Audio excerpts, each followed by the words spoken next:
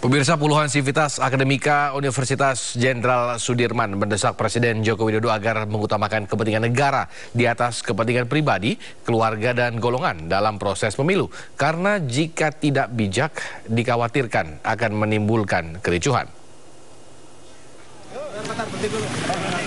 Gelombang keresahan dengan kondisi negara yang akhir-akhir ini krisis keteladanan dan moralitas diserukan para guru besar, dosen, mahasiswa, tenaga pendidikan, dan alumni Universitas Jenderal Sudirman, Purwokerto, Jawa Tengah. Dalam deklarasinya mereka mengutuk pejabat negara yang bertindak tidak netral serta merekayasa dan manipulatif ketentuan hukum untuk kepentingan yang bersifat partisan. Mereka juga mendesak kepada Presiden Jokowi bersikap sebagai pemimpin yang mengayomi, meneladani, melindungi, dan mengutamakan kepentingan negara di atas kepentingan pribadi, keluarga, dan golongan.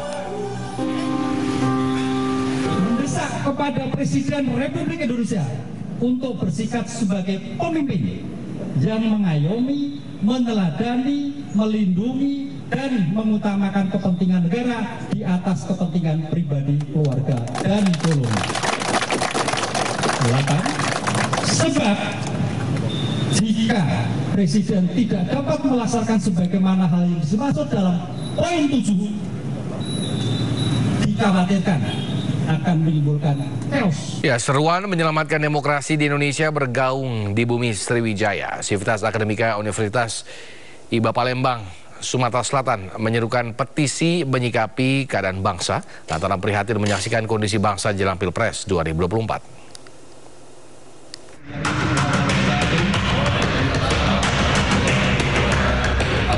Guru besar, alumni, dan mahasiswa Universitas IBA Palembang menyerukan petisi terkait situasi politik Indonesia jelang pemilu 2024 Rabu siang. Rektor Universitas IBA Palembang, Tareh Rashid, mewakili Sivitas Akademika dalam petisinya menyoroti kegelisahan kampus terhadap etika, moralitas, dan nilai Pancasila serta Undang-Undang Dasar 1945. Ada 6 poin yang disampaikan dalam petisi Bumi Sriwijaya untuk pemerintah dan aparat negara.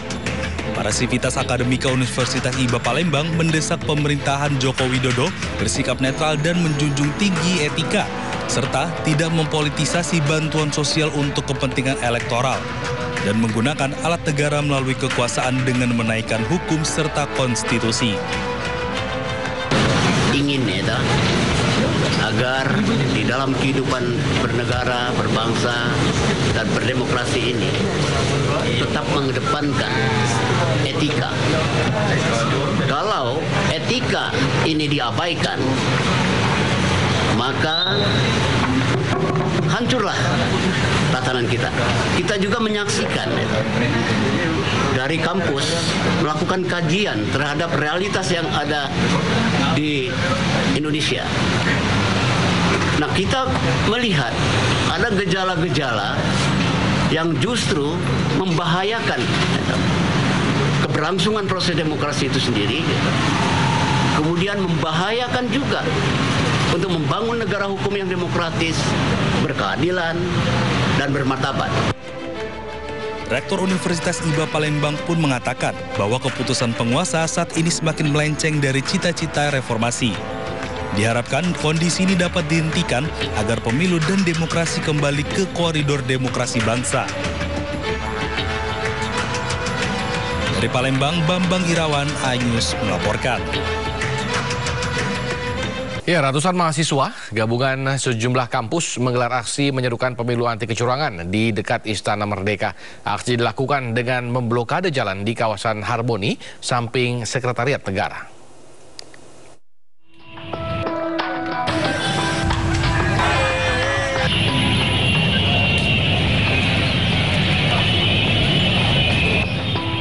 Sejumlah mahasiswa sempat melakukan pembakaran ban di kawasan lampu merah Harmoni tak jauh dari Istana Negara Jakarta Pusat. Aksi ratusan mahasiswa ini dikawal ketat polisi akhirnya membubarkan diri sekitar pukul 19.30 Rabu malam. Aksi mahasiswa gabungan dari berbagai universitas ini diawali dari depan Tugu 12 Mei Kampus Trisakti di kawasan Grogol, Jakarta Barat. Para mahasiswa ini menyerukan pemilu anti kecurangan. Tapi pastinya mahasiswa akan terus mengawal isu ini. Kita tidak akan berhenti sampai dengan hari ini aja, apalagi ketika mungkin nanti tidak ada respon sama sekali gitu loh. Dalam aksinya, mahasiswa sempat menutup jalan Majapahit sekitar Harmoni hingga berimbas kemacetan di sejumlah lokasi.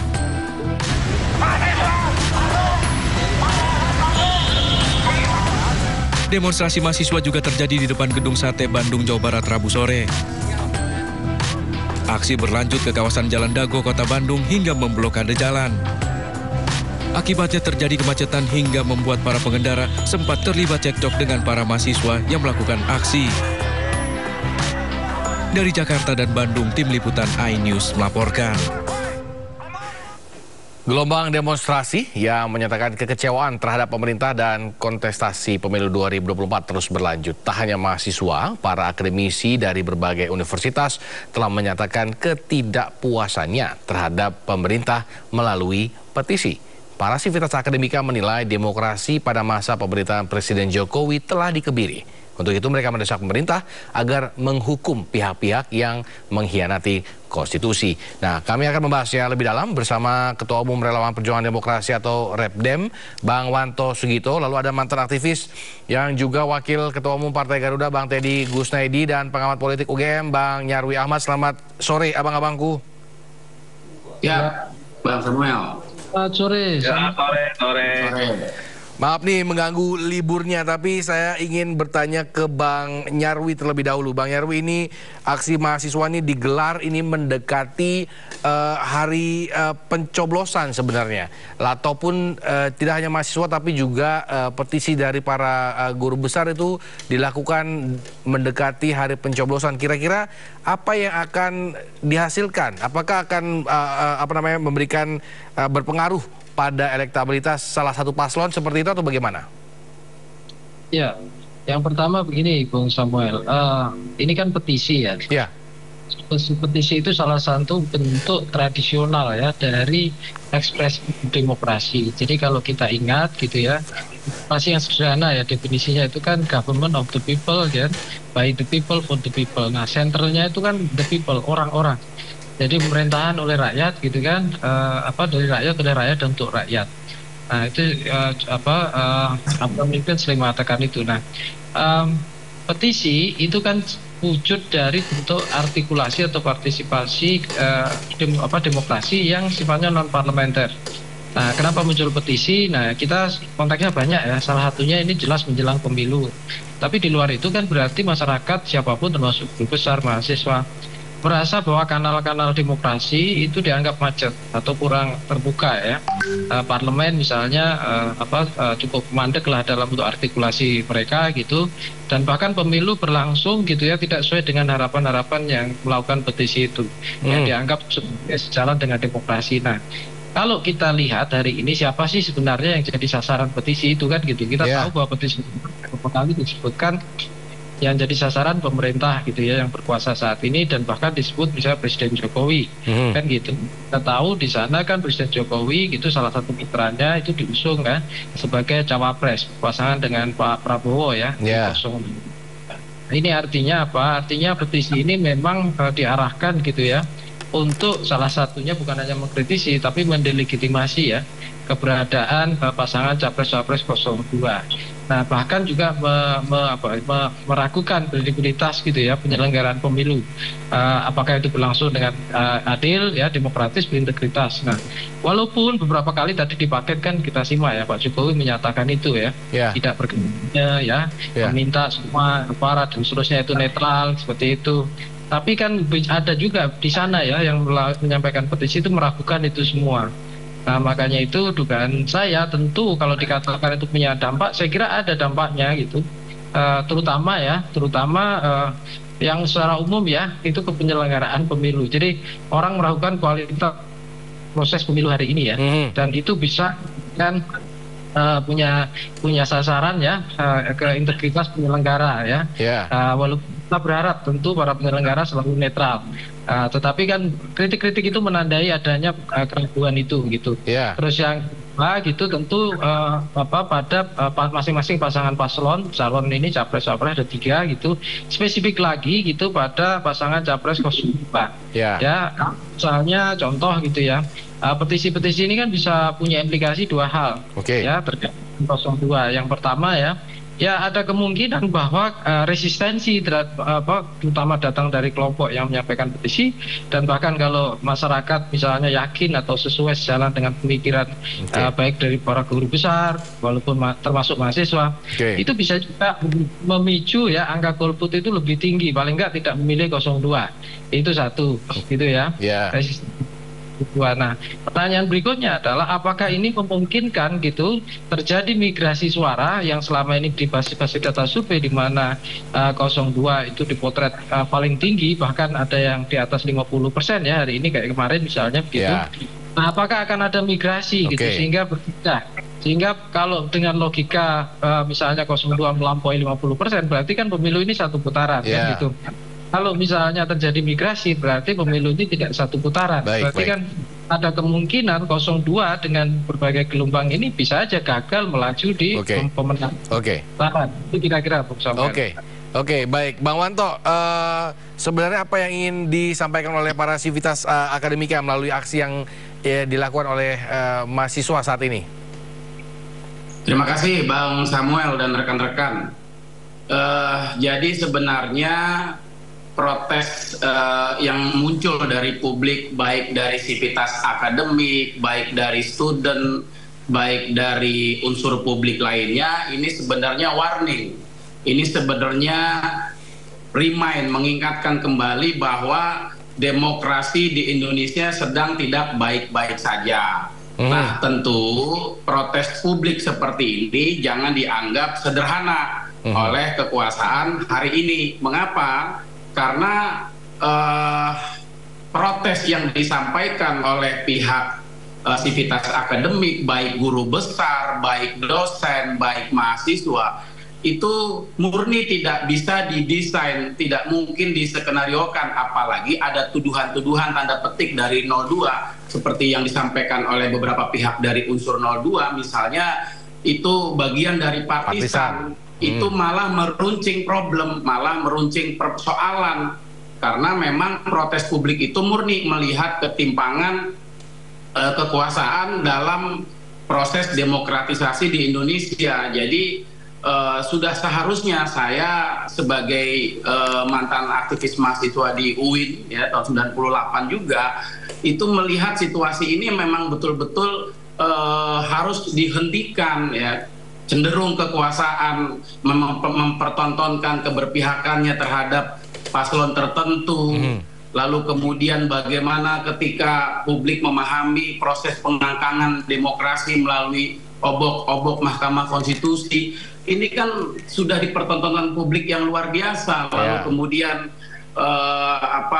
distribusi sembako di proses menjelang kontestasi pemilu. Nah, ini dipelototi oleh publik, tidak sesederhana begitu saja dilihat. Jadi jika memang mulai dari Pak Jokowi ingin menunjukkan keberpihakannya tidak hanya sekedar dengan body language, lebih baik saran saya mulai dari Jokowi, mulai dari menteri-menteri yang hari ini tengah menjadi pendukung paslon 02 agar tidak mencederai demokratisasi yang berlangsung hasil reformasi 98, ya disudahi, kalau perlu dimundur semua. Pak Jokowinya mundur, Prabowo-nya mundur, Erick Thohirnya mundur, Bahlil mundur, Luhut mundur, sehingga kontestasinya betul-betul 0-0, 0-0 pertarungannya, sehingga kecenderungan dugaan-dugaan publik ada intervensi kekuasaan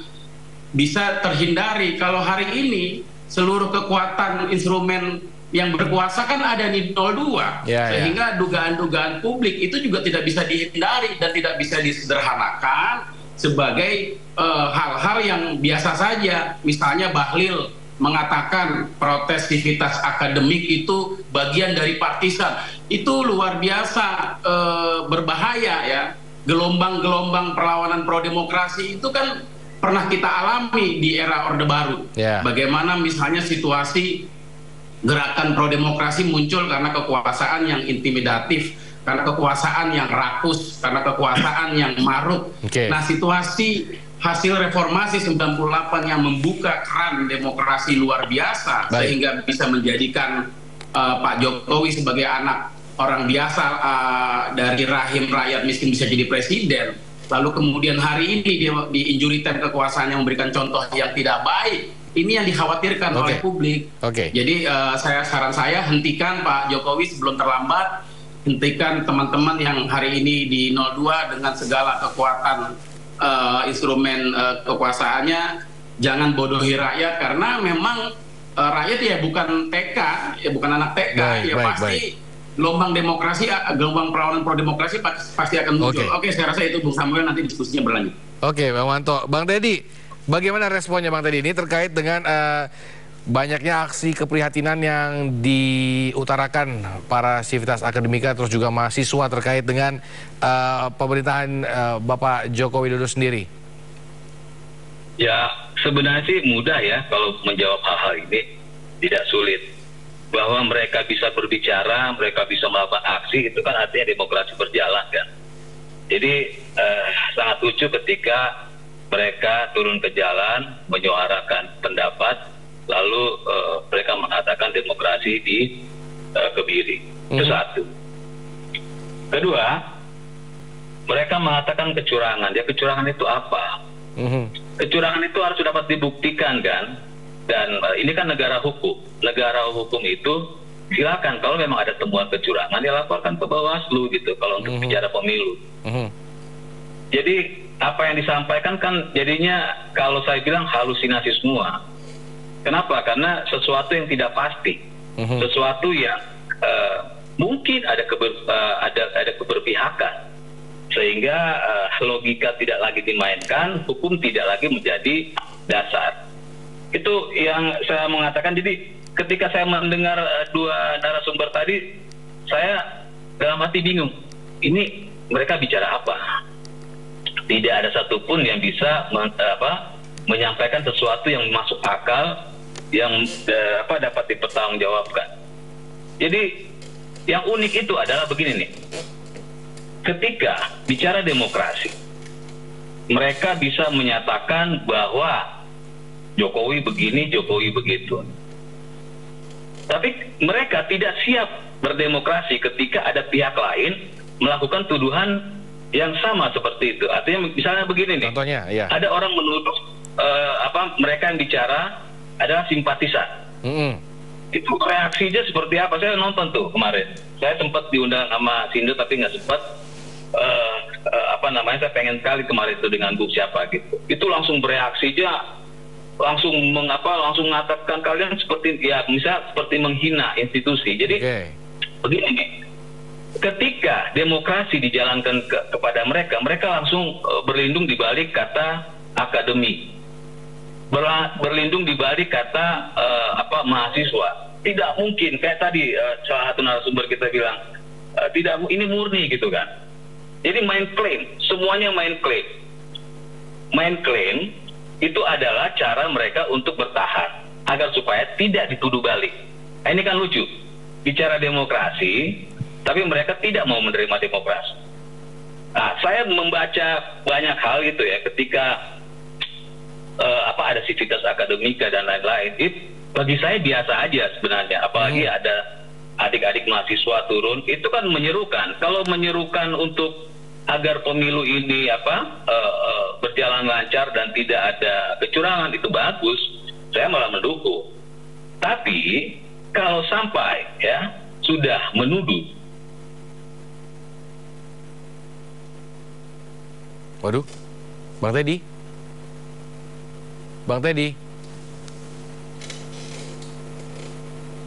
aduh sayang sekali kita padahal tadi sudah menuduh tuh menjadi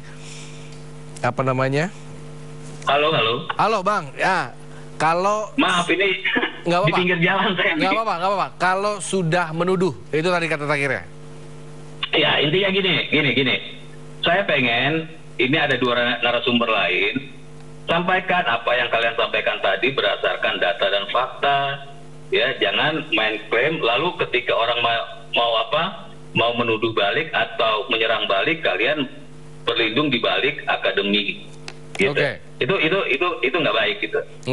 Makanya saya sampai saya melihat ada urusan bansos lah, Jokowi untuk disuruh diturunkan. Ini kan ya untuk sekelas bapak-bapak ini kan ya orang-orang dewasa, jadi saya melihat ini kok jadi kayak anak-anak gitu bicaranya. Saya ingin ke Bang Nyarwi dulu deh. Bagaimana tanggapannya? Ada tanggapan nggak terhadap jawaban dari Bang Teddy sendiri bahwa sebenarnya yang dilakukan itu yang dilakukan oleh mahasiswa dan Civitas Akademika itu tidak berdasarkan data dan fakta seperti itu, Bang Nyarwi? Ya, kalau soal fakta dan data itu masing-masing punya subjektivitas ya di dalam membaca fakta. Sama kayak Bung Teddy ini juga punya subjektivitas, gitu loh. Karena kan biasanya subjektivitas itu terkait peran posisi gitu ya. Misalnya Bung Teddy di partai politik gitu. Ya, saya kira kalau di partai politik ya sudut pandangnya dari partai politik. Pun sampai hari ini Garuda belum dapat kursi DPR ya, Bang Teddy ya. Jadi inilah ini sorry ini saya makin kekanak-kanakan nih jawaban Anda gitu. Mohon maaf nih, saya minta Anda menjawab apa yang Anda sampaikan tadi berdasarkan data, berdasarkan alasan hukum, bukan malah menilai saya nih. Saya sampaikan ke Anda ya, saya bisa menilai Anda karena secara undang-undang saya sebagai perwakilan partai politik diwajibkan untuk memberikan pendidikan politik. Nah, ini saya sedang memberikan pendidikan politik terhadap Anda. Ya, sekarang giliran saya. Tadi yang ditanya saya ya. Ya, tapi jangan kekanak-kanakan lah. Ayo, tahan dulu Bang Teddy. Bang Nyarwi, silakan. Jadi misalnya contoh ya, akademisi tadi kan saya bilang ya, petisi itu bagian ekspresi dalam berdemokrasi. Nah di situ saya tidak berbeda pendapat dengan Bung Teddy. Semua punya hak dalam berdemokrasi kan gitu. Nah caranya menyampaikan melalui petisi kan gitu toh, kan gitu. Nah petisi itu pertanyaannya kan kemudian kenapa petisi itu muncul? Nah biasanya orang punya banyak alternatif tuh. Contoh, kalau misalnya lewat pemilu ya milih partai politik, lewat kebijakan menyuarakan ketika kebijakan dibuat gitu ya.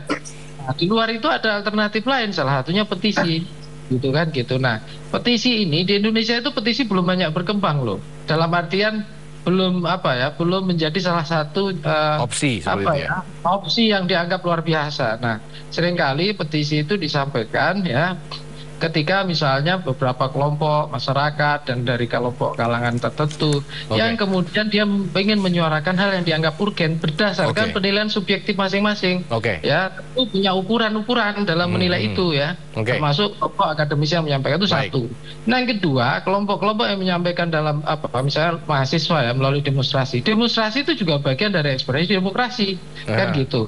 Ini kan ramai karena apa? Karena konteksnya bentar lagi pemilu pencoblosan kan gitu. Nah ini yang kemudian gitu ya. Tadi saya bilang beberapa siapa saja yang peluangnya bisa dirugikan. Nah tadi saya katakan ada peluang nih 02 istilahnya menjadi sasaran di sana kan gitu. Dan itu punya pertanyaan Bung Samuel ke saya kan. Saya bisa kasih pendidikan politik lagi nggak? Saya ingin jangan supaya masyarakat itu mendapatkan informasi sesat. Petisi itu beda dengan partai politik ya. Orang masuk partai politik itu ketika dia masuk menjadi anggota DPR, dia tetap harus melalui partai politik. Kenapa? Karena itu mekanisme yang diatur oleh Undang-Undang Dasar 45 dan Undang-Undang Pemilu. Jadi itu petisi dan partai politik itu dua hal yang berbeda. Saya koreksi, jangan sampai masyarakat diberikan informasi sesat. Tadi saya belum jadi pernyataan dari Mas siapa barusan Bang Nyarwi. Pernyataan beliau tadi yang pertama dengan yang kedua sudah berbeda. Artinya beliau menyadari bahwa apa yang beliau sampaikan tadi tidak berdasar dan akhirnya beliau sekarang mengakui hal subjektif. Saya pengen ada narasumber kedua dengan tuduhan-tuduhan tadi. Saya pengen dapatkan data dan fakta berdasarkan hukum. Silakan. Kenapa saya jadi itu ya? Tunggu, tahan dulu. Jadi Bung Teddy begini, kan ada protes publik melalui Civitas Akademik. Kita kan hanya narasumber dalam kapasitas ini.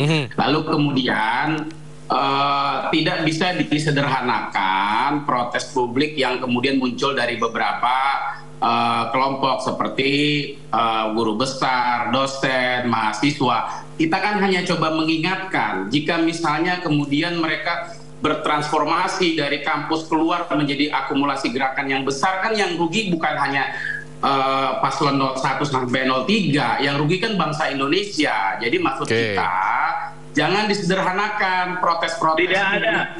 Anda mulai lagi. Saya tidak pernah menyederhanakan. Anda potong mulu ya, repot juga. Dulu Bang Teddy. Bukan, Anda menuduh, nggak benar, nggak boleh begitu. Dulu Bang Teddy, biar Bang Wanto kelarin dulu. Gitu diskusinya. Bang Wanto kelarin dulu, Bang Wanto. Iya, jadi begini, jadi itu. ketika ada protes publik tidak hanya dari sivitas akademik, tidak hanya dari student, tapi komunitas-komunitas lain, itu harus ditangkap oleh kekuasaan hari ini menjadi semacam teguran, semacam peringatan. Kita kan mengkhawatirkan gelombang protes seperti ini, apalagi dari kampus-kampus, kemudian gerakannya transformasi keluar menjadi akumulasi gerakan seperti era reformasi. Nah ini kan kemudian kalau terulang seperti itu, yang rugi kan tidak hanya produk pemilu baik 01, 02, 03, tetapi bangsa Indonesia kembali mundur. Demokrasinya, kemudian ekonominya dan sebagainya. Padahal negara ini sudah harus bicara tentang transformasi birokrasi dalam menuju Indonesia Emas 2045, lalu kemudian mempersiapkan IPTEK dan sebagainya. Nah, maksud saya situasi kritik publik hari ini betul-betul harus dijadikan semacam pegangan bagi pemerintahan, bagi Jokowi, bagi siapapun yang hari ini tengah ada di dalam lini kekuasaan. Sederhananya begitu saja sebenarnya. Bang Wanto, kira-kira menurut Anda bagaimana pemerintah seharusnya menyikapi petisi yang diutarakan oleh para sivitas akademika ini, termasuk mahasiswa? Ya segera ditunjukkan bahwa tidak ada keberpihakan yang nyata di lapangan. Kan begitu. Sekarang begini, kok orang misalnya gini, Pak Jokowi makan siang dengan Prabowo di Magelang, kemudian dengan beberapa dengan banyak tim 02 terlibat di situ, masa masih ditafsirkan tidak ada dukungan yang nyata sih? Kan nggak mungkin lah, anak kecil itu kalau misalnya menyimpulkan tidak ada keberpihakan gestur, kan begitu. Masa masih dibilang wah itu tidak sesuai data dan sebagainya. Bagaimana kalau diskusinya begitu? Baik. Itu yang kayak gitu-gitu. Baik, ini durasi terbatas. Coba saya pengen closing statement dari masing-masing tiga narasumber. Kalau boleh, saya ingin ke Bang Teddy terlebih dahulu. Bang Teddy, closing statementnya terkait dengan yang terjadi saat ini. Closing statement saya pakai buat menyikapi dua narasumber tadi. Artinya dua narasumber ini ketika pertama bicara dan kedua itu seolah-olah jadi orang yang berbeda, ya. Dua orang yang berbeda. Yang satu menuduh, tiba-tiba setelah saya bicara langsung menjadi orang yang sangat bijak. Ya. Jadi apa yang disampaikan itu terbukti, ya. Publik bisa melihat bahwa narasi yang dibangun selama ini termasuk oleh dua narasumber kita adalah narasi-narasi sesat yang tidak memiliki data sama sekali. Yang kita bisa buktikan saat ini bahwa ketika mereka menyampaikan tuduhan-tuduhan itu dan ketika ditanyakan mereka sama sekali tidak memiliki bukti dan jawaban atas tuduhan itu berdasarkan data, fakta, dan berdasarkan hukum. Jadi saya menyatakan bahwa ini negara demokrasi, kita tiap orang boleh berbicara dan sama sekali tidak ada, ini hanyalah halusinasi yang dibuat-buat. Dan mohon maaf, saya melihat ini ada ketakutan dari kelompok sebelah yang melihat bahwa ada kemungkinan ini satu putaran, sehingga menggunakan segala macam cara, menggunakan segala macam atribut untuk membuat ketakutan di negara ini. Bang Wanto, closing statement Bang Wanto. Ya, closing statement saya sederhana, jangan remehkan protes publik dalam hal ini sivitas akademik, dan itu tidak bisa didesain. Mereka non partisan, kalau sudah diingatkan ya tidak mau berubah ya monggo. Kalau saya secara personal agar betul-betul menghilangkan dugaan-dugaan keberpihakan dari mulai Jokowi, Prabowo sampai menteri yang mendukungnya mundur. Baik.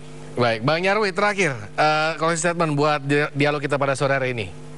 Ya, setiap aktor demokrasi itu boleh membangun narasi kan gitu. Soal apakah sesat gak sesat biar publik yang menilai ya, Bung Teddy ya. Iya. Ya, makanya jangan menyatakan pemerintah sesat juga. Anda tidak mau terima menyatakan sesat. Saya tidak mengatakan itu, kok Anda langsung. Bukan Anda yang mengatakan, Anda mengamini publik mengatakan itu. Beberapa orang, bukan publik ya, saya koreksi. Beberapa orang mengatakan seperti itu. Bang Tritan, Bang Nyarwi silakan. Ya, jadi semua aktor demokrasi itu punya pasti punya pandangan subjektif dan mereka punya hak lah untuk menyatakan pendapatnya dengan berbagai cara. Ya, ada isi, ada juga demonstrasi, ada termasuk lewat kotak suara nanti menjelang pemilu kan gitu. Nah, saya kira silahkan digunakan kan gitu hak-hak demokrasi itu, dan itu semua harus dihargai kan gitu. Nah, terserah soal nanti misalnya bagaimana hasilnya, mari kita kawal demokrasi kita sebaik-baiknya ya. Baik. Baik, terima kasih Bang Nyarwi, Bang Wanto, Bang Teddy telah bergabung bersama kami pada sore hari ini. Kita berharap ada jalan keluar yang baik bagi semua warga Indonesia. Selamat sore. Ya, pemirsa, Capres nomor urut 3 Ganjar Pranowo melihat gelombang kritik dan keprihatinan dari lingkungan kampus merupakan ungkapan nurani dan bentuk kebebasan bersuara yang harus dihormati dan tidak diintervensi. Usai menghadiri deklarasi dukungan keluarga besar Purnawirawan TNI Polri di Kabupaten Karanganyar, Jawa Tengah, Ganjar mencermati terus bertambahnya gelombang kritik dari sejumlah kampus dan sivitas terkait demokrasi Indonesia. Ganjar menilai kondisi demokrasi Indonesia saat ini sedang berada di jurang. Dengan kondisi seperti ini, banyak masyarakat sipil, tokoh agama, tokoh masyarakat, hingga kampus dan para guru besar menyuarakan kegelisahannya. Menurut Ganjar, apa yang dilakukan oleh masyarakat hingga kampus merupakan kebebasan bersuara dan kebebasan mimbar akademik yang berasal dari hati nurani. Mau terus bertambah.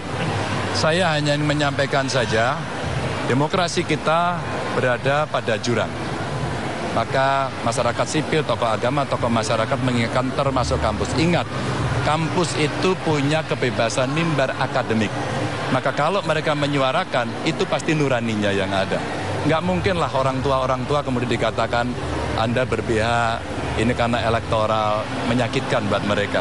Karena para profesor yang sudah sepuh menyampaikan, aku mau cari apa lagi kalau soal ini. Bahkan ketika ada yang diminta untuk membuat tandingan, membuat statement dukungan pada pemerintah, menurut saya sejumlah tokoh bangsa dan lintas agama yang tergabung dalam Gerakan Nurani Bangsa atau GNB bertemu dengan Wakil Presiden ke-10 dan 12 Republik Indonesia Yusuf Kala.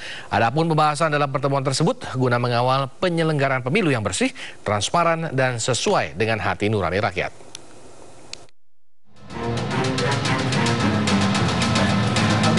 Sejumlah tokoh Gerakan Nurani Bangsa, mulai dari istri mendiang Gus Dur, Sinta Nuriyah Abdurrahman Wahid, serta salah satu anak Gus Dur, Alisa Wahid, nampak hadir. Selain itu turut hadir pula Uskup Agung Jakarta Romo Ignatius Kardinal Suharyo, Ketum PGI Pendeta Gomar Gultom, dan beberapa tokoh lainnya. Pertemuan berlangsung di kediaman Yusuf Kala di kawasan Jalan Brawijaya, Jakarta Selatan. Pertemuan berlangsung kurang lebih 1,5 jam membahas dinamika politik jelang pemilu 2024. JK menyebut ada kekhawatiran yang disampaikan oleh GNB. Usai pertemuan, JK mengingatkan seluruh aparat negara terutama TNI dan Polri untuk bersikap netral. JK pun mengajak seluruh elemen masyarakat untuk menjaga pemilu dari kecurangan. Pemilu yang kotor, karena itu harus dijaga menjadi pemilu yang bersih. Semua kita wartawan harus bergerak agar terjadi pemilu yang bersih sehingga tidak terjadi masalah di kemudian hari.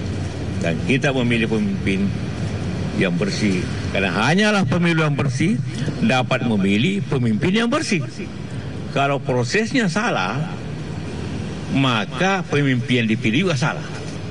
Jadi kita harus menjaga proses yang bersih untuk mendapatkan pemimpin yang bersih. Kalau tidak sesuai hati nurani. Karena itu gerakan ini menyampaikan itu.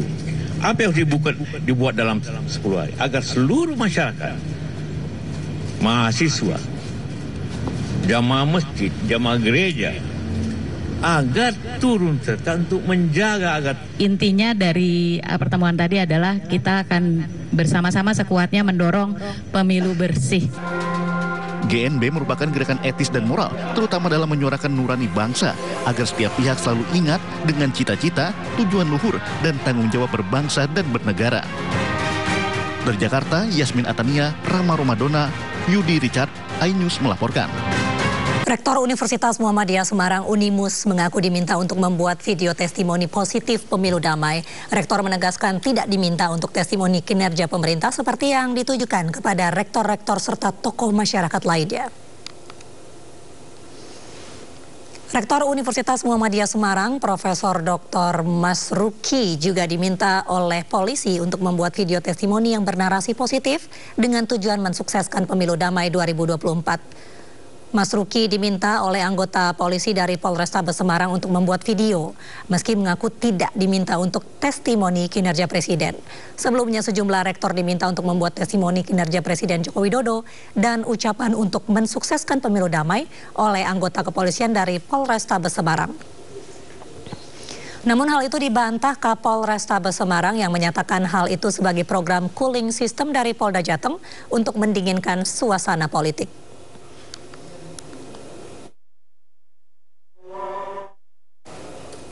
Lalu testimoni seperti apa yang diminta Polrestabes Semarang kepada Rektor Universitas Muhammadiyah Semarang? Kami akan mengulasnya bersama Rektor Universitas Muhammadiyah Semarang, Profesor Masruki. Selamat sore, Prof. Selamat sore, Assalamualaikum. Waalaikumsalam, Prof. Profesor, testimoni seperti apa yang diminta oleh polisi? Ya, saya ditelepon oleh teman dari Polrestabes Semarang. Posisi saya di Jakarta waktu itu. Lalu yang diminta adalah himbauan kepada masyarakat, ya. Karena posisi saya di Jakarta, lalu saya buat video. Intinya adalah pemilu damai. Jadi maka saya mengemukakan 4 hal dalam video itu. Pertama, bahwa pemilu itu merupakan amanat konstitusi, harus dijunjung tinggi di dalam rangka suksesi kepemimpinan nasional. Oleh karena itu, seluruh warga bangsa harus menghormati proses-proses pelaksanaan pemilihan umum secara jujur, adil, dan damai. Lalu poin yang kedua yang saya sampaikan adalah setiap elemen bangsa, siapapun, apakah itu polisi, tentara, perguruan tinggi, organisasi sosial, organisasi keagamaan, hendaknya memberikan edukasi kepada masyarakat untuk bisa terciptanya pelaksanaan pemilu yang jurdil, damai, aman, dan tentram. Lalu yang ketiga saya katakan, setiap warga negara yang baik harus menggunakan hak pilihnya. Oleh karena itu, kita himbau bahwa seluruh kita bersama untuk menggunakan hak pilih untuk memimpin, untuk memilih calon presiden, wakil presiden, calon anggota DPR, DPRD provinsi, DPRD kabupaten kota, dan DPD sesuai dengan hati nuraninya masing-masing, ya. Lalu yang keempat yang saya sampaikan di video itu adalah perbedaan pilihan, perbedaan aspirasi itu merupakan hal yang wajar, merupakan saya katakan sebagai sunnatullah, ya, hukum alam. Oleh karena itu kita harus saling menghormati perbedaan pendapat untuk bisa tetap suasana persatuan dan kesatuan bangsa yang harmonis tercipta dalam kehidupan masyarakat. Itu yang saya sampaikan di dalam video sesuai dengan permintaan dari teman polisi, dan permintaan kepada saya memang tidak hanya khusus menjelang pemilu, tetapi pada event-event kemasyarakatan saya kerap kali diminta juga testimoni atau himbauan kepada masyarakat luas. Begitu, Mbak. Baik, Prof. Berarti kan Rektorat Unimus memenuhi permintaan itu, berarti juga ketika membuat video itu ada 4 yang dikatakan, berarti permintaan itu dianggap lazim, begitu ya, Prof? Itu hal biasa, dan saya menganggap bahwa polisi dan perguruan tinggi adalah mitra, ya. Polisi butuh perguruan tinggi juga butuh mitra. Bahkan saya katakan, saya selaku rektor itu tidak asing dengan kepolisian. saya termasuk yang menginisiasi pelaksanaan community policing di perguruan tinggi dalam bentuk forum kemitraan polisi masyarakat mahasiswa. Hal ini dimaksudkan apa? Supaya terjadi pemahaman ya antara polisi dengan mahasiswa. Jangan sampai terjadi keterasingan antara mahasiswa dengan polisi. Karena kerap kali tidak hanya pemilu saja, demo yang kerap demo mahasiswa yang menjaga polisi. Bagaimana supaya ada pemahaman bersama? Makanya lalu kami termasuk salah satu yang bersama Polda Jawa Tengah waktu itu menginisiasi lahirnya Forum Kemitraan Polisi Masyarakat Mahasiswa. Gitu, Mbak. Baik. Lalu di mata Profesor sendiri bagaimana Profesor menilai demokrasi saat ini? Demokrasi saat ini memang ya beberapa hal perlu dibenahi ya, diluruskan. Kalau intinya kan saya diminta untuk bagaimana tanggapan terhadap suara-suara kampus ya, para guru besar gitu kan. Saya ingin menegaskan bahwa suara-suara guru besar itu adalah suara yang tulus dari hati nurani ya. Baik. Oleh karena itu monggo nanti itu menjadi pertimbangan bagi pemerintah, itu saja. Baik, berarti tidak ada intervensi apapun. Tapi apakah Unimus nanti akan ikut serta menyuarakan kemerosotan demokrasi yang saat ini terjadi? Oh, itu sudah, Pak. Dari awal itu kami kan terbentuk di dalam Forum Rektor Perguruan Tinggi Muhammadiyah Aisyah itu. Ya, gitu. Berarti itu memang sudah dilakukan ya, bukan kali ini saja gitu. Ya, kita kan sesungguhnya adalah bagian dari elemen bangsa ya. Jadi berbuatlah yang terbaik untuk bangsa dan negara dalam kondisi yang cukup dinamikanya tinggi menjelang pemilu ini. Jangan kemudian kita ini mau dibentur-benturkan. Tapi mari kita mencari titik temu untuk kemaslahatan masyarakat, khususnya adalah tercipta pemilu yang sesuai konstitusi, pemilu yang jurdil, dan pemilu yang damai. Begitu. Baik. Profesor, sebagai rektor, lalu bagaimana Anda menilai aksi mahasiswa yang turun ke jalan? Ya, aksi turun ke jalan itu kan secara demokrasi itu sah-sah saja. Yang penting aspirasi itu kemudian bisa menjadi pertimbangan bagi pihak-pihak terkait. Gitu ya. Jadi itu namanya demokrasi itu ya memang ketika jalur komunikasi katakanlah belum efektif, maka turun ke jalan. Itu sudah dulu begitu ya. Jadi jangan dianggap sebagai hal yang luar biasa. Yang penting adalah dicari titik temu. Yang penting adalah cari solusi terbaik. Itu saja. Baik, berarti ada titik temu, ada solusi, tapi tidak untuk kericuhan begitu ya, Dok? Profesor. Ya. Baik, terakhir Prof, apa pesan-pesan Anda jelang pemilu ini selaku Rektor Unimus Semarang? Kita semua, baik para penyelenggara negara maupun warga negara, termasuk saya sendiri sudah tentu, dan untuk para mahasiswa saya semuanya, mari kita laksanakan pemilu sesuai dengan konstitusi kita, sesuai dengan regulasi-regulasi yang ada. Kita dukung untuk pemilu bisa terlaksana dengan jurdil, langsung, umum, bebas rahasia, dan dalam suasana damai penuh keharmonisan meskipun ada perbedaan pilihan. Baik, terima kasih Rektor Universitas Muhammadiyah Semarang Profesor Masruki sudah bergabung di Sindo Sore. Selamat kembali beraktivitas. Terima kasih. Pemirsa, pasangan Capres-Cawapres nomor urut 3 Ganjar Mahfud MD siang ini menghadiri kampanye akbar bertema Hajatan Rakyat di Banyuwangi, Jawa Timur.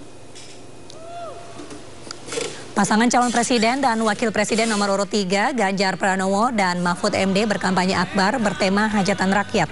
Hajatan Rakyat Banyuwangi berlangsung di ruang terbuka hijau Maron Genteng, Perum Bumi Maron, Dusun Kopen, Genteng Kulon, Kecamatan Genteng, Kabupaten Banyuwangi. Kampanye melibatkan sejumlah musisi tanah air seperti Slang, Novia Bahmit, hingga Tip X. Acara bukan hanya berasal dari partai pengusung Ganjar Mahfud, namun juga melibatkan ribuan massa pendukung masa pasangan calon nomor urut 3. Di Banyuwangi, Mahfud MD akan membacakan maklumat untuk menjawab bahwa rakyat memerlukan pemimpin yang mampu memperjuangkan keadilan. Luar biasa. Sebelumnya, Capres Ganjar Pranowo meninjau warga Grobogan, Jawa Tengah yang dilanda banjir. Ganjar mendengarkan keluh kesah warga yang sudah 3 hari dilanda banjir.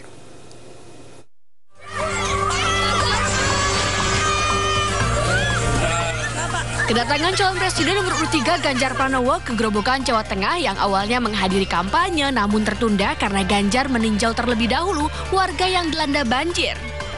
Kedatangan Ganjar ke Desa Cingkrong, Kecamatan Purwodadi, Grobogan disambut antusias warga. Warga mengungkapkan keluh kesah mereka selama 3 hari dilanda banjir. Usai mengunjungi warga yang terdampak banjir, Ganjar melanjutkan perjalanan ke Stadion Krida Bakti Purwodadi untuk menghadiri acara hajatan rakyat Grobogan. Ratusan warga dan relawan berdesakan menyambut kedatangan Ganjar. Dalam pidatonya, Ganjar Pranowo mengaku sangat prihatin atas bencana banjir yang melanda puluhan desa di 19 kecamatan di Grobogan, Jawa Tengah. Ganjar juga mengajak warga lainnya untuk berempati dan bergotong royong membantu warga yang sedang dilanda musibah. Ada infrastruktur yang mesti diperbaiki, termasuk infrastruktur penataan air kita.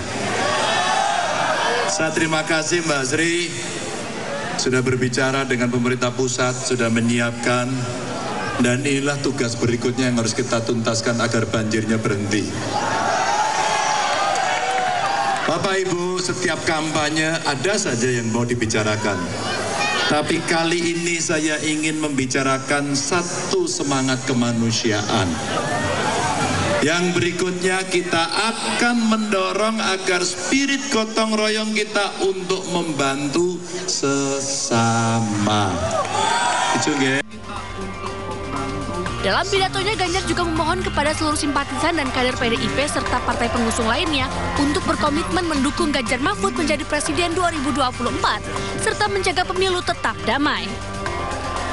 Dari Grobogan, Jawa Tengah, Rustama Nusantara, iNews melaporkan. Ya pemirsa, bazar minyak goreng murah jadi ajang bagi calon anggota legislatif Partai Perindo, Vena Melinda, untuk terus dekat dengan masyarakat. Selain bazar murah, Vena Melinda juga rutin menggelar kegiatan senam bersama untuk menyampaikan visi misinya sekaligus mengajak warga untuk tetap hidup sehat.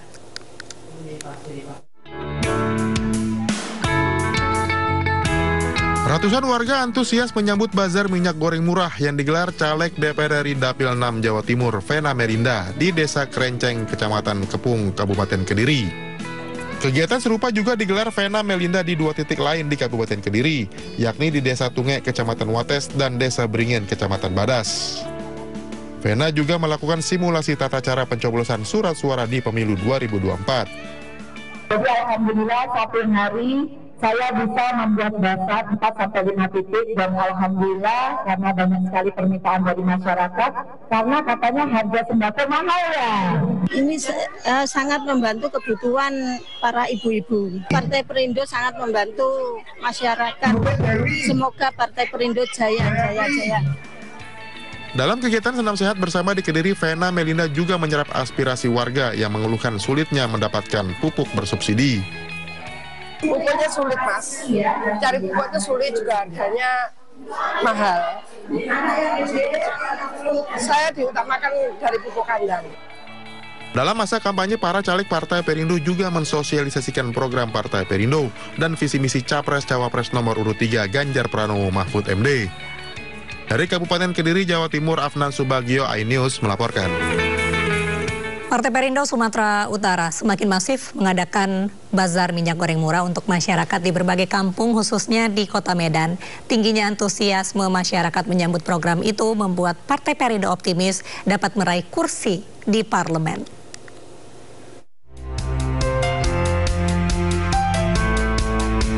Ratusan warga Sarwudadi, Kabupaten Cilacap, Jawa Tengah mendatangi bazar minyak goreng murah yang digelar oleh Muhajir, caleg DPR RI Dapil 8 Jateng. Warga juga diajak untuk menggunakan hak pilihnya pada hari pencoblosan tanggal 14 Februari 2024. Tujuannya adalah untuk mengenalkan Partai Perindo, karena Partai Perindo harus dikenal oleh masyarakat. Apalagi saya kan wakil ketua bidang UMKM, jadi biar nanti masyarakat mengenal baik itu UMKM maupun program-program Partai Perindo. Sangat membantu ya Bu? Iya, saya ditanya sama Partai Perindo. Oh gitu. Menang. Sementara itu di Medan, bazar minyak goreng murah kembali digelar para caleg Partai Perindo untuk warga di Gang Santi, Kelurahan Mabar Hilir, Kecamatan Medan Deli. Warga dilayani langsung Rudi Zulham Hasibuan, caleg DPRD Sumut Dapil 1 bagi warga pemegang KTA Perindo berasuransi. Pasar murah ini memang dikhususkan kepada semua masyarakat yang telah terdaftar menjadi anggota Partai Perindo melalui KTA asuransi gratis. Asuransi gratis itu sendiri juga sangat bermanfaat bagi mereka. Jadi memang kita harap dengan antusias masyarakat terhadap Partai Perindo hari ini membuktikan komitmen Partai Perindo sampai dengan saat ini adalah partai yang UMKM. Kehadiran Partai Perindo yang telah mendapat tempat di hati masyarakat khususnya di Kota Medan. Berbagai program untuk rakyat kecil menjadi ajang untuk menyerap aspirasi masyarakat yang akan diperjuangkan oleh Partai Perindo. Tim Liputan iNews melaporkan.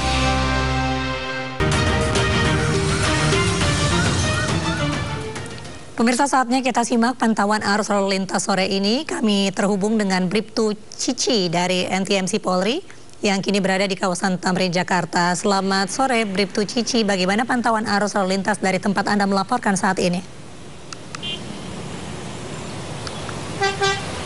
Ya, Bribtu Cici. Ya, selamat sore Mirva juga pemirsa. Saya akan mengajak Anda dan juga pemirsa untuk melihat bagaimana perkembangan arus lalu lintas dalam rangka libur panjang kali ini di sekitaran kawasan Tamrin yang memang pada sore hari ini tepat terlihat di belakang saya kendaraan-kendaraan yang berdatangan dari arah Bundaran HI maupun dari arah Tamrin yang nantinya akan akan berbelok ke kiri menuju ke arah Tanah Abang maupun juga yang nantinya akan lurus menuju ke Jalan Medan Merdeka Barat, terpantau hingga saat ini dalam keadaan ramai dan lancar.